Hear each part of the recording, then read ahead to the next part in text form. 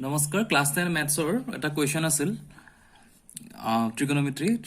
determine whether the following equation is identity tan theta plus sin theta divided by tan theta minus sin theta is equal sec theta plus 1 sec theta minus 1 so identity proof কৰিবৰ কাৰণে বিশেষ একো কৰিব নালাগে তোমাক left hand side is equal right hand side কৰিব লাগে মানে ইটো ইটোৰ লগত সমান সেই বস্তু দেখালে হল বা নতুবা কি কৰিব পৰা তুমি এই সাইডটো ইটো ফালে লৈ আহিব লাগিব লৈ আহি ক্যালকুলেশন কৰি ইকুৱেল টু 0 কৰিব পৰা so ইয়াতকে বেস্ট হৈছে left hand side is equal right hand side কৰিবা identity to prove হ'ব so to prove the idea to prove this as an identity we have to show LHS right HSS okay so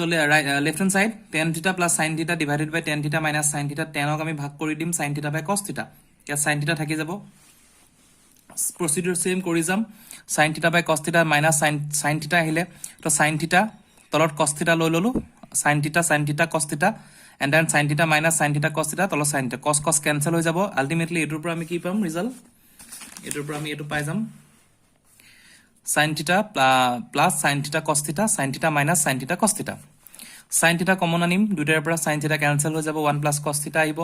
1 minus cos theta থাকিলে then কি কৰিম dividing বাই cos theta উপৰে তলে দুটা সাইডে cos theta divide কৰি দিলো 1 by cos theta plus cos theta by cos theta 1 by cos theta minus cos theta by cos theta this is cancel 1 on হৈ থাকিব